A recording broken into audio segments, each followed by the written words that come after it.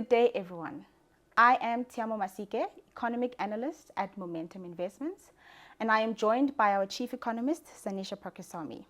Thank you for joining us, Sanisha. Thank you, Tshiamo. The global macroeconomic environment has become highly uncertain over the past few months, driven by an escalation in trade tensions, geopolitical risks, and shifting market expectations around monetary policy. A lot of focus has been on President Donald Trump since the elections last year, even more so this year. The initial optimism of pro-business policies such as deregulation and tax cuts, measures expected to boost corporate profitability and support equity markets, are being overshadowed by protectionist rhetoric and trade tensions, which are now weighing on risk sentiment. This investor anxiety is visible in key market indicators, such as the sell-off in the US dollar index and the US 10-year Treasury yield, as well as the recent climb in the VIX as fears of a full-blown trade war intensified, particularly after reciprocal tariffs were announced on the 2nd of April.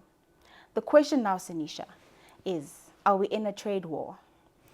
Well, Tshiamo, I think looking at tariffs going up so sharply from around 2 to 3% all the way above 20% does seem extremely extreme, but we need to look at it through a different lens. So I think if you look at tariffs in post-World War II history, that very sharp increase does look like, a blip on that historic chart.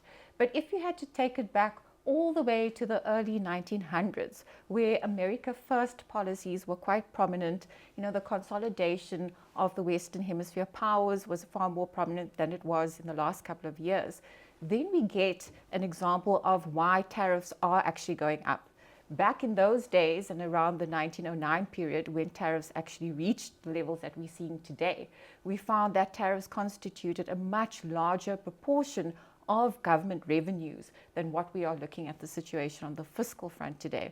Now, are we going to be in a global trade war? I think there has been this rhetoric that we're in a world of de-globalization. And I think, we've seen the political lines being redrawn across the globe. And yes, I do think we might actually see a dip in global trade volumes on the back of these onerous tariffs that have come through.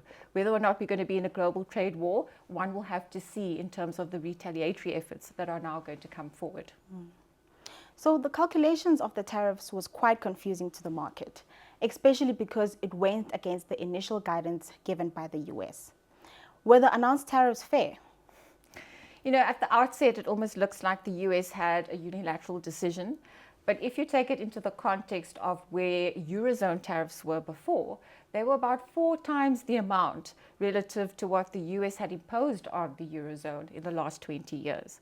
Now, what we've seen out of a number of countries after this leveling of the playing field is essentially a 4-pronged approach. Mm-hmm. So in the first bucket, we have the countries that have come out saying that they actually want to lower tariffs to 0%. So that's the likes of a Vietnam or Taiwan. You then have a bucket that has now started to come forward saying they're actually willing to come to the negotiating table with Trump. And we've seen that the White House has said there's about 130 countries that have now come forward, including the likes of an India or an Australia, which are key trading partners for the US economy. In the third bucket, you get the likes of Europe, which have said, we do have an action plan that we have built on the back of these tariffs, but we are taking a wait-and-see approach to see how these tariffs actually pan out. And then, of course, the fourth approach, which is a far more aggressive approach, like we've seen with China, slapping back tariffs on the US economy. So we saw that Trump has since implemented a 90-day pause on the steep reciprocal tariffs. Is he backing down? Could this be a sign that he's backing down? I think we have to go back to the core of why we're seeing tariffs being raised, trying to level the playing field. We know that the trade deficit is probably going to reach around 950 billion this year in US dollar terms. And we want to see that trade deficit starts to narrow. And that's essentially why we are seeing this rise in protectionist policies. So I think we have to come to terms with, the fact that we are living in an environment of far higher protectionist policies than we've ever before in living memory. But I also think that, even if there's a bit of backtracking, there is now a new base that is set, and that new base is essentially these universal tariffs of 10%. And I think we can look at that as a base, with some of the reciprocal tariffs potentially coming back in after that 90-day pause. But if this is what the population wants, so a more nationalistic stance, why then did he back down? Well, what does the population really want?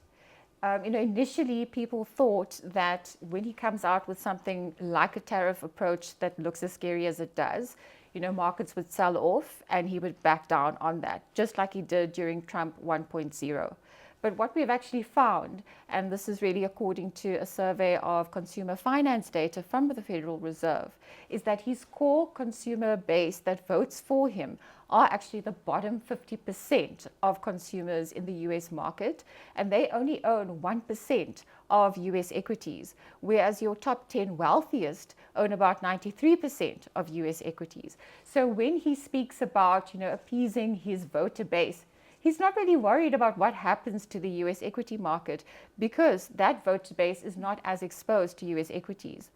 I think markets also assumed, and incorrectly so, that the consumer would be, overly worried about the impact on inflation, and that actually might, scare the new US administration into rolling back their tariffs that they want to implement. And, what we're finding from there is Trump has said, this is not just a quick fix that they're trying to do. This is going to be a 2-year plus program that they're going to deal with. So yes, in year 2, you might actually find that some of those tariffs then roll out of the base. So the percentage inflation rate could come down. And I do hear the argument, obviously, it's the level of inflation that does ultimately affect consumers. But I think some of these assumptions that the market participants had going into this tariff scenario is essentially why markets were so surprised when it was eventually announced. I think let's focus on treasuries for a moment. How can the US government arrest the rise in treasury yields and avoid having to borrow at significantly higher rates? Sure. So, we talked about the market being quite surprised at the announcement of the tariffs, even though Trump did warn us that they were coming. We saw a sell-off in the equity market. Now, traditionally, you would actually see money flowing into your safe haven assets, typically the US dollar and typically US treasuries. This isn't what happened this time around, and we actually saw almost a reversal of that. And, one of the reasons I believe that that is the case is that you had local consumers in the US market, local investors actually selling out of the US Treasury market. That was also compounded by foreigners actually selling US Treasuries. So we know the story with China for the past 5 to 6 years. They have been selling down their holdings of US Treasuries to try and diversify risk away from the US market. We've also seen that with Japan, who is a key holder of the US Treasury market as well. They own about, overall, foreigners own about 1/3 of the US Treasury market, but we believe that there is some kind of backstop here. So we know that, government owns about 1/4 of the US Treasury market, and they can kind of fill up that gap by mopping up more of those US 10-year securities should the need arise. So US assets are seemingly losing support. I also mentioned earlier that the US dollar has sold off. Does this signal the beginning of the end for the US dollar? I think by saying, it's the beginning of the end of the US dollar, you're almost implying that there is another currency waiting in the wings to take over. And I don't necessarily think that that is the case. I think there is still a place for the US dollar in the global economy. It still makes up more than 90% of foreign exchange transactions across the globe, even though, the US dollar has started to decline as a share of foreign exchange reserves across the globe. It still makes up about 58%, so still the dominant player there. We're also seeing that, global debt, about 65 to 70% of global debt is still denominated in US dollar terms. So I think there will be, this natural demand for dollars that still plays out. Now, talking about, alternative contenders, some suggest maybe it could be the euro. In the Eurozone, we still don't actually have a fiscal union in place. We also don't have a big base of euro-denominated assets that are backed by government in the way that it is done in the United States. Some people say, okay, what about the renminbi in China? And yes, they are making big gains in terms of using the renminbi for trade in that specific East Asia region. But of course, they've got capital controls, which investors try to shy away from. And now in this recent episode, when we had, the risk off associated with this rise in protectionism, we did see investors flooding into markets of the Swiss franc and the Japanese yen because of their safe haven characteristics. However, these markets are still quite small and unlikely to usurp the power of the US dollar anytime soon. So essentially, overall transaction flows could still remain dominated by the United States dollar, especially given that the use of the renminbi and the euro are more regional, but there is a risk of more regional trading blocks. We also just spoke about a potential decline in US assets as confidence in the United States wanes.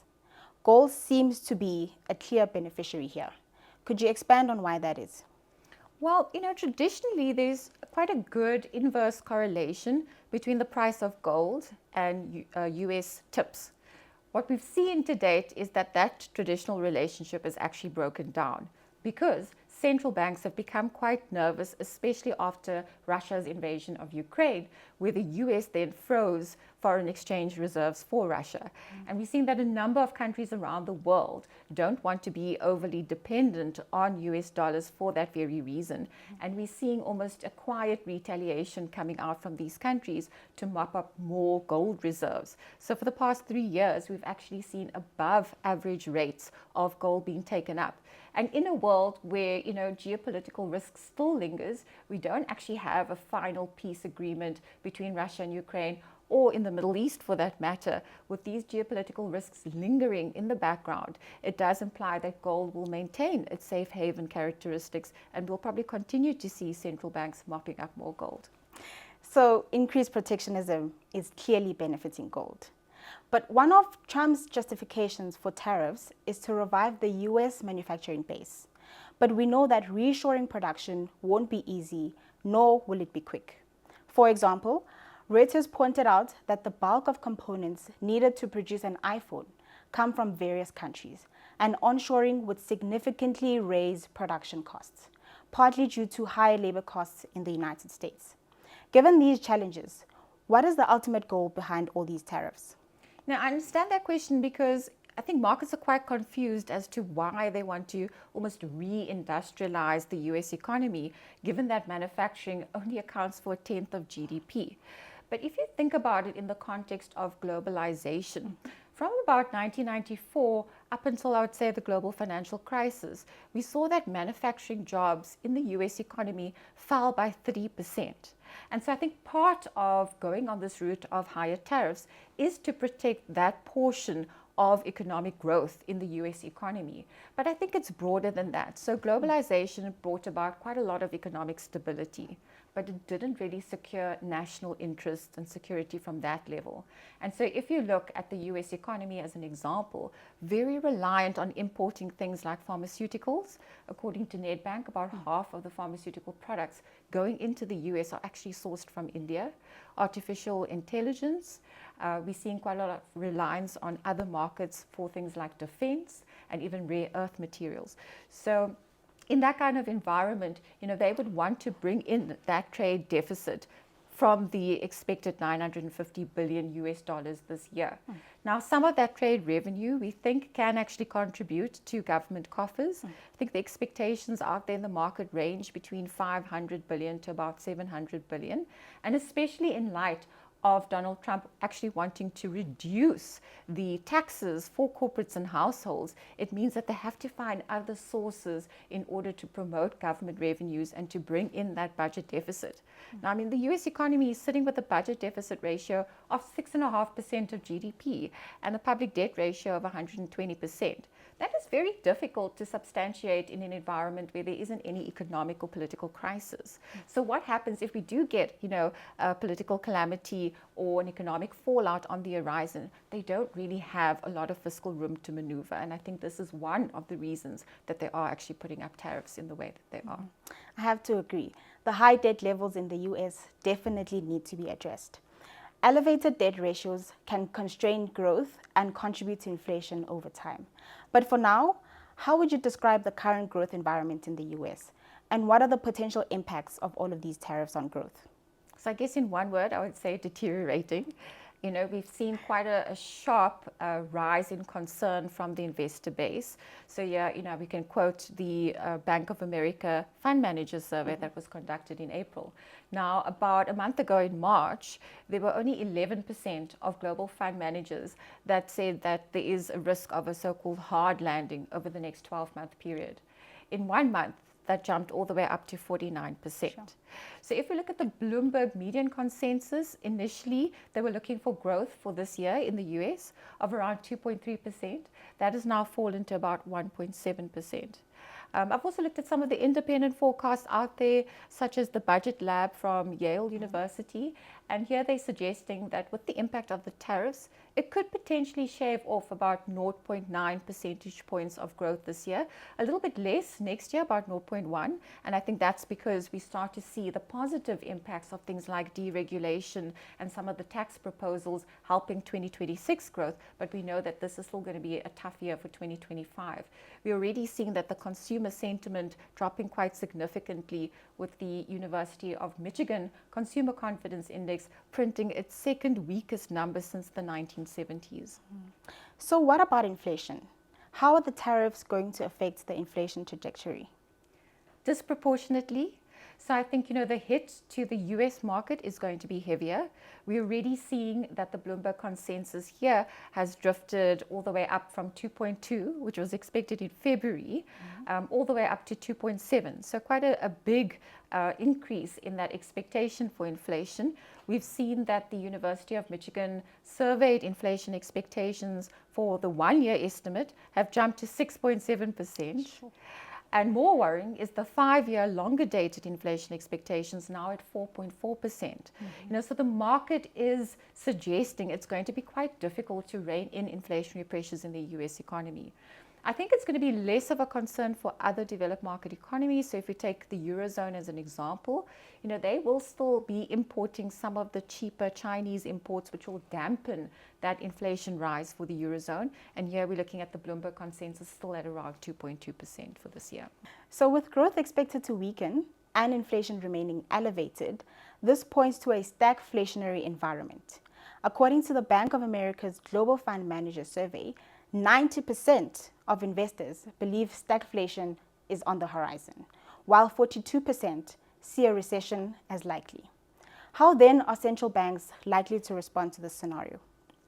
Central banks really are between a rock and a hard place. They'll be forced to try and respond to weaker growth at a time when inflationary pressures are getting out of control.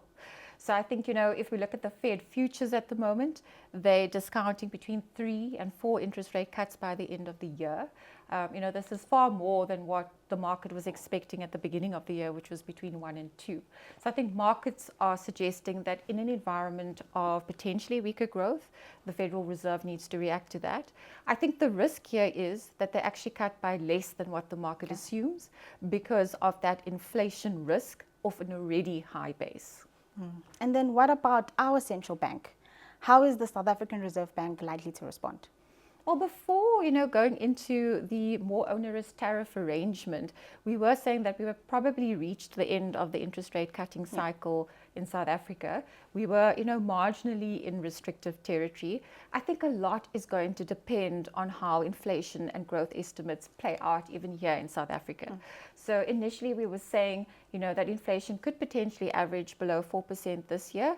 We now have actually increased that forecast to about 4.2 and going into 4.7 for next year. So still a relatively tame inflation environment, but I think the risks are really on the growth side for South Africa. So initially we expected growth to, rebound to around 1.6% for this year, but on the back of some of the domestic dynamics that are turning out to be more negative, and of course, a more difficult global environment, we now are anticipating a growth rate closer to 1.2% for this year and about 1.7% for next year.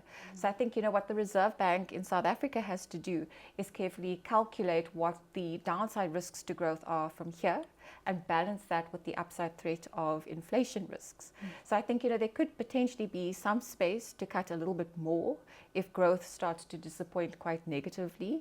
But of course, the hurdle to cutting interest rates, I think, is quite high with those prevailing threats to inflation in the background. South Africa was among the countries hit with steep reciprocal tariffs, and it could potentially lose the African Growth and Opportunity Act, also known as AGOA. Despite the 90-day pause in reciprocal tariffs, South Africa still needs to improve its trade resilience. What can SA do to stay competitive in a world that's clearly changing?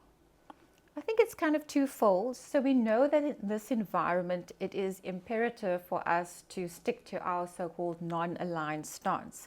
We have been blamed by the US for supporting the Iranian nuclear program and siding with the Russia and China. True non-alignment means speaking with one voice when we are on that global political platform. And I think ensuring that we have a lot of stability in our own political home in South Africa, I think is very important. On the trade side of things, I think this is actually an opportunity for us to start to diversify our trade footprint on a geographical split as well. So we know we are exporting more and more into the African markets. But again, what we export to Africa and what we import from them is still very driven by, mineral resources. So it would be nice to see a little bit of diversification there into maybe services rather than goods, and maybe in the manufactured space, rather than the mineral products on the mining side. We also need to garner a much better relationship with our other trading partners, like Europe as an example, or even China. So a lot has definitely shifted since the start of the year. Globally, uncertainty was expected, but it has increased substantially. Domestically, South Africa was meant to have a relatively stable political year. Yet we've already seen significant volatility, like the budget impasse, which has created a sense of instability. What's happening with the Government of National Unity, and has support for the coalition suffered? Well, we've seen that citizens overall are still supportive of a government of national unity, but it does seem as though support within the parties belonging to the GNU have shifted.